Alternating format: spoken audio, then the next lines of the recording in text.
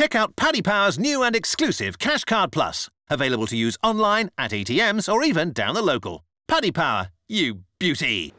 Welcome along to the Racing Post Postcast. We are looking ahead to day 4 at Royal Ascot. I'm Bruce Millington and I'm delighted to be joined by, well, the word legend is overused, and anyone who ever calls Paddy Power a legend is certainly overusing it, but not if they use it for Tony O'Hare, one of the absolute greats of Irish racing. Tony's here to mark our card for all the Irish racing, and we've also got David Carr, our man up north, who comes down to Ascot, always wins the fashion awards with his pink shirts, and is a very shrewd operator as well. So gang, hopefully we've got plenty of winners. I need some because it's been brutal so far. We're going to start with the Albany at 2:30 and a horse at the head of the market, Alpha Centauri, who has been touted for this for absolutely weeks. How short is Alpha Centauri? Give us a show, Paddy Power. Well, last week Alpha Centauri was 13-8 and now 9-4, so it's good news for Antibus favourite backers. But Alpha Centauri is 9-4, as I said. Fairyland's 3-1, Clemmy, Churchill's wife is called Clemmy, it's 8-1, Natural 8-1, Princess Peggy 8-1, and it's 12-1 and bigger the rest. So I think Alpha Centauri, the doubt about Alpha Centauri is probably the ground might be a little bit lively for him, and I think that Brother Bear ran well, I guess, the other day, but didn't win. And Brother Bear, the word was Brother Bear was the strongest chance of the week from the Jessica Harrington yard. So maybe Alpha Centauri is going to be a little bit weak because of that. Well, your trousers are absolutely bulging with money after a fantastic day 2. So we'll stick with you, Paddy. We'll kick it off with a tip from you. Who's going to win? Is the Fav a good thing? No, I'm going to go for Clemmy. I was really taking how Clemmy ran first time out, and they always come on a huge amount, obviously, from Aidan O'Brien. I think Clemmy could be one at a decent price, 8-1. Tony O'Hare, plenty of Irish horses at the head of the market. Which one's going to win? Alpha Centauri, big girl, very talented, impressive both times winning at Naas. But as Paddy said, there was cutting the ground on those occasions. That would be a slight concern, all right. I agree with him about Clemmy, full sister to Churchill. Came here last year after finishing third on his debut at the Curragh and won the Chesham. She was third first time out, a bit slowly away, ran on well without being given a hard race. I give her a big shout. And Snowflakes of O'Brien's ran in the same race. She's a full sister to Winter. She didn't have a clear run, ran okay, but I think Clemmy and Alpha Centauri, and at the prices, maybe Clemmy. And we got a little history lesson from Paddy Power there. He said that Winston Churchill's wife was called Clemmy. Am I being an ignoramus in not knowing that, David? Is that common knowledge? I believe so. I think Clementine was her full name, but Paddy Clear knew her very well. That was what I used to call her, Clementine. How I knew that? I read it in the Racing Post. There you go. Always read your own paper. First tip for editing. David, who wins the Albany? Well, I think Alpha Centauri is going to be very hard to beat. I mean, she's got the best form in the race by some way. The ground warrior, that can be overplayed. I mean, Andre Fabre was saying after the first race yesterday, it's good, somewhat fast ground. It's not rock hard ground. It's Ascot, it's proper fresh ground. I think she'll handle it. And it could be that you're actually going to get a fair price on the day because of the doubt and because Clemmy is promising, but she's not achieved anything like Alpha Centauri has. And also, obviously, the Wesley Ward horses have done well as well, so I guess they'll be popular. The 305 is the King Edward VII Stakes.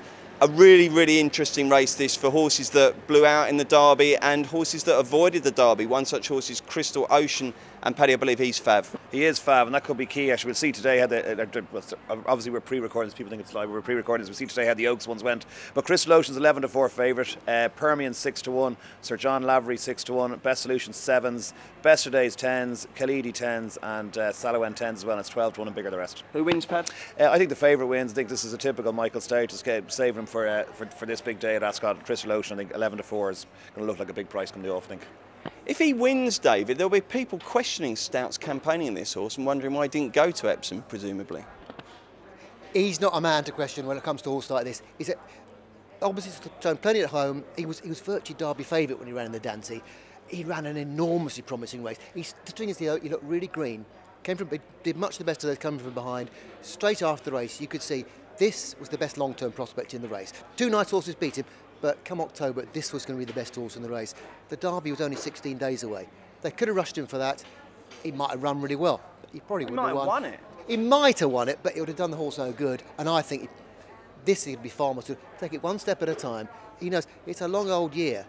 He's going to be a proper Group 1 horse come September, October. Is he going to win this? Oh, yes. So that goes without saying, sorry. Goes without saying. OK, David, very bullish. How are you seeing this one, Tony? One Irish runner, Sir John Lavery, very disappointing in the Linkfield Derby trial. They say he was behind the other Ballydoyle horses at the time and that they expect him to improve a good bit. Whether he can improve enough to win, I doubt it. The word I've heard is that we will see a totally different to John Lavery, and that he's a big runner.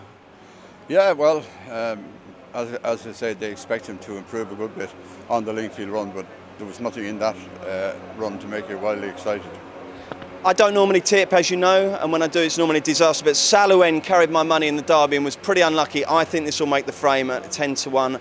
That will do for me. We'll be back with the Commonwealth Cup, the race of the week, in just a moment. Paddy Power are offering money back as a free bet if the horse you back finishes second, third or fourth to the SP favourite in 2 races every day at Royal Ascot. Max £25 per race. TNCs apply. 18+. BeGambleAware.org. Welcome back. The traditional Friday highlight was always the Coronation Stakes, but the new kid on the block, the Commonwealth Cup, has come along this year. Its third incarnation. We have got a fantastic heat. Caravaggio versus Harry Angel versus Blue Point. Plenty of other runners as well, if you fancy taking the front 3 on. I don't. I think this is going to be a fantastic race. And Paddy, how do Paddy Power bet? Yeah, Caravaggio's even money favourite now. Harry Angel 3-1 and Blue Point 9-2. And it's 10-1 Bound for Nowhere, the American horse. And it doesn't matter about the rest. They're 25-1 and bigger the rest. It doesn't, does it? This is between the front 3, Paddy, isn't it? And who's going to cross that line in front? Yeah, see, one jolly could bomb out, but 3 of them can't. So when those 3 look to be rock solid. One of the great things about racing is that you're always looking for an angle. You never really believe what's actually just in front of your face. It's always we heard something or something. And Caravaggio, I think if you put that to bed, he's the one to beat with the form. Harry Angel was so impressive last time out, but the fact that Godolphin have gone and bought Harry Angel suggests that maybe they think that they need Blue Point isn't good enough to beat Caravaggio, say, for example. Maybe reading too much into it, but I think Caravaggio just is very, very special, and Harry Angel's a total head case, and you're not sure how he's going to handle the whole occasion and everything. So Caravaggio strongly will win. It's interesting, it's Caravaggio, Tony. I mean, the form's yet to really be stood up, isn't it? But visually, he just looks an absolute concord, doesn't he?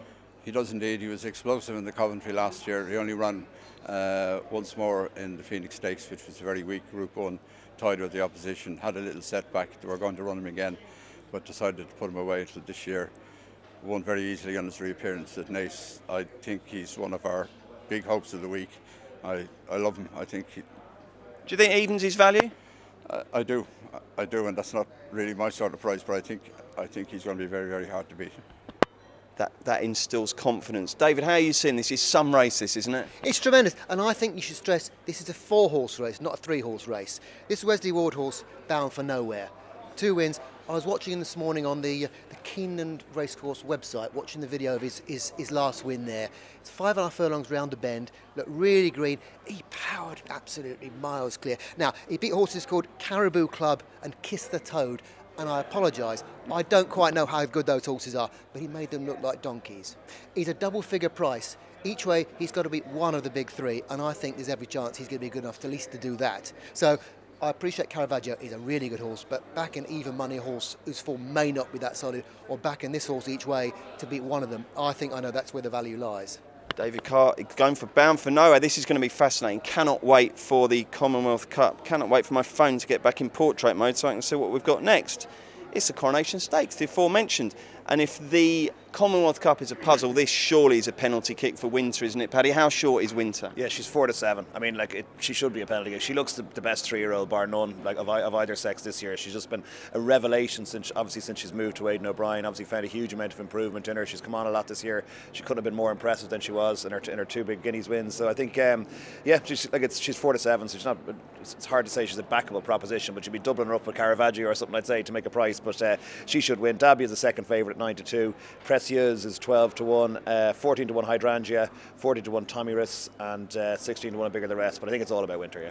If you like 4 to 7 shots, not everyone does. This is a very good 4 to 7 shot, this, isn't it, Tony? It looks, excuse me, it certainly looks that way.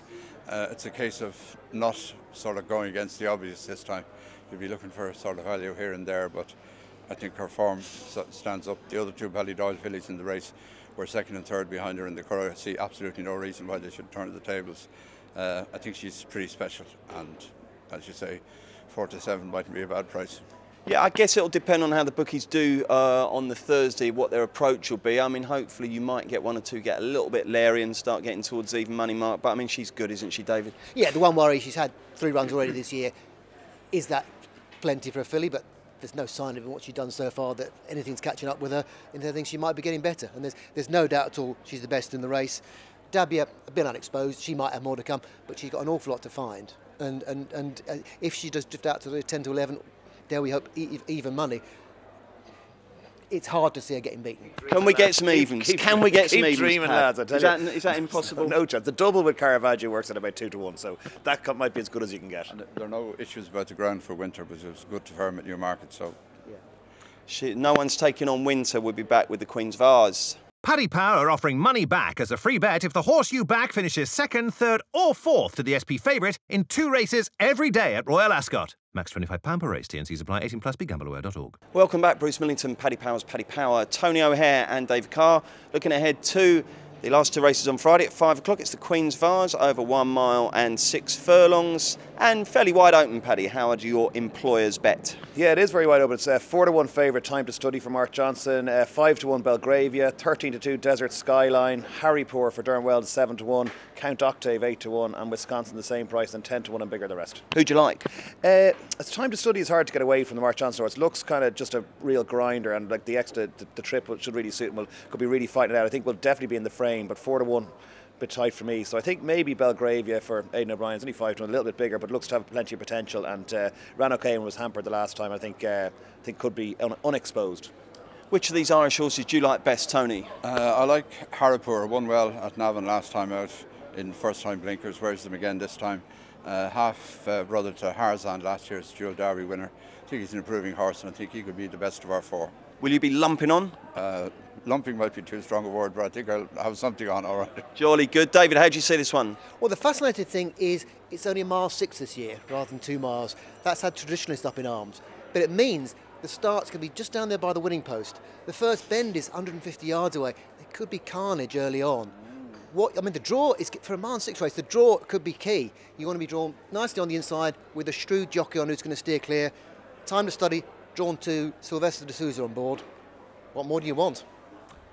Good arrow. I like the logic of that. Now then, 5:35. It's the Duke of Edinburgh. This is a race I've been waiting for all week because I fancy one, but I'll let the professionals get their views in first before I put my 2 penn'orth in. And again, another teaser for punters to close the card, isn't it, Paddy? It is, yeah, and it's like Roger Varian seems to have it in his hands. He's got the top 2 in the market. Appeared as 11 to 2 favourite, and Wadagor is 6 to 1, so nothing between the 2 of them at the top. Then the Queen's Mainstream is 6 to 1 as well. 60s Groove 13 to 2. Got Top Tug at 10 to 1, and Knight's Table at 12 to 1, and it's 14 and bigger the rest. I think it's going to be a royal winner, and Mainstream for Michael Stout. This has been the plan, and it will come to fruition. Hats off for Paddy Power. Tony, you want to sit this one out, don't you? I do, no Irish runners. No problem. And David, what have you got for us? Well, the 2 Roger Varian horses look very promising, but they're exactly the sort of horses that are going to be over-punted, especially the last race of the day. They're both going to start short, and I'd prefer Top Tug, really solid form, won nicely at Goodwood. This is going to suit him better. Alan King had a horse placed in the Ascot Stakes the other day, and I think it's going to run real solid race, Top Tug, the ground, no problem at all. OK, the one I like and have liked for a little while after his run at Epsom is 60s Groove. I think that will run a massive race for Jeremy Nazida, and Adam Kirby 13 to 2 will do nicely. Let's get the day 4 naps, and we'll start with you, Paddy Power. Can I nap the double? Yeah, of course. Caravaggio and Winter. I'll do the double nap, why not? What's that pay roughly? It's around 2 to 1. Like a bit bigger. Is there any danger? Yeah, Caravaggio is a danger, and David, of course, has to bring up. There's always a danger to something. It brings a negative into even Winter. There's a fourth one now, isn't there? Yeah, I know. OK, so you're going to go with the double at 2 to 1. Tony O'Hare, what's your nap for the Friday? Caravaggio the nap, and Harrypoor in the Vase for a bit of value. OK, David? Well, Crystal Ocean, the best bet, but bound for nowhere each way as well. OK, and I'm going to go for Saloen each way. Thank you very much. We are back tomorrow to look at the final Saturday card at Royal Ascot. Check out Paddy Power's new and exclusive Cash Card Plus, available to use online, at ATMs or even down the local. Paddy Power, you beauty!